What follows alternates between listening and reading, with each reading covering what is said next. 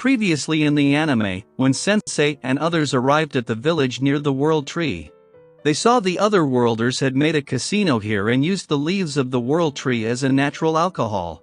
But there was also a girl here named Ash who gained the favor of the other worlders and opened up a pub beside the casino. So the villagers started to call Ash a witch for siding with the other worlder, but Sensei saw the real truth.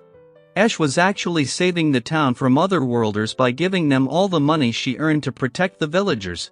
But then other worlders decided to make the villagers addicted to the World Tree's leaves, and before that, a new other worlder, Yamada, along with Annette and others, destroyed the casino and forced them to flee. But then the villagers blasted at Ash and Sensei stood up for her, but before the abuse got worse, she left. Then Village Head decided to sell the leaves of the World Tree like other worlder, but the tree withered away, because Ash herself was the World Tree spirit. After witnessing that, our group arrived in the blazing desert of the Smastag region and Sensei once again wished for burning death.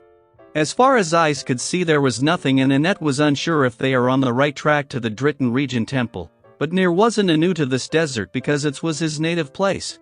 So he was sure that the bandits won't appear at daytime because of the scorching heat, but he spoke too soon and here they come. These band of gang is Huntsman group and for entering their region to pass they asked for a toll fee. The heat was already frustrating and now them. Annette told Sensei to hide but it wasn't a good idea. Then Tama started the fight as an attacker and Annette becomes the defender, but in the meantime, Sensei got lost because of the heat in the coffin, so one guy tried to target Sensei and Nier was paralyzed by the fear. So the man made fun of him and thought of killing Nier with his scorpion's poison. And that was just perfect because Sensei was wishing for a painful death and volunteers first. So Sensei got his wish, but the scorpion himself got poisoned and popped like a balloon. That bug was his favorite pet, so the goon wanted to take revenge. But a loud howl of a beast makes them run away for now. After that Annette was healing Sensei while Nier was feeling down as he helplessly stood there.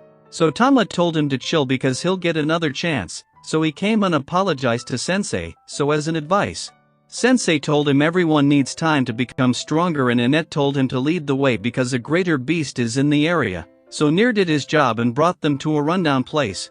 It was his home, and the kids there recognized Nier. It's an orphanage where Nier grew up, and the lady there, Miss Canny, prepared a feast for everyone. Because recently a kind person is donating them lots of food but he never shows himself. There a kid asked Nier about his dream of becoming a warrior, which piqued the interest in conversation.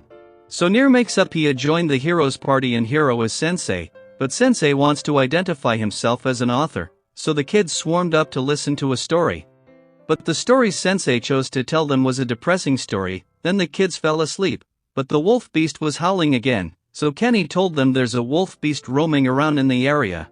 So they have to be careful not to wander around at night, but someone who wants to die, it's a perfect plan, and Mela showed Sensei the savagery of the wolf beast. Aside from that, Nier received some damage by Tama in sleep, so he woke up and saw a shadow. So he mans up to check up who's sneaking around and saw the man wandering around with a lot of food. And Nier knew it right away, he's the guy donating food to them. But why secretly though? And the man answered that just watching the kids happy makes him happy from afar. Then they sat around and Nier told him he's traveling so he's not home often but originally he's from here. He lost his parents at a young age and grew up here. But he got his father's sword and wants to be a warrior just like him. But Nier thinks it's funny because he can't muster up courage to even fight. Such a great story. So the man thought Nier's parents must be proud of him. Just like that night went by and at dawn, Nier invited him for lunch. It was a pleasing invitation. But staying in shadow was enough for him because he felt as though he didn't deserve it. Then the man then took Nier to a lake he discovered and they spent some fun time together picking out food here and there.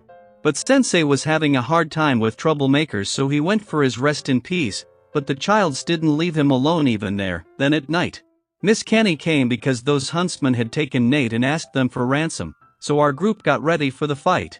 And again, Nier was paralyzed to even move an inch, so the man appeared again and took Nier away, and honestly Nier felt like crap.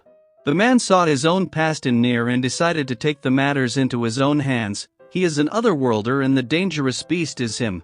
He's the werewolf terrorizing the area and he started to hunt down these goons. Their leader tried to escape, but Nier then stood up to stop him because it's a line he must never cross.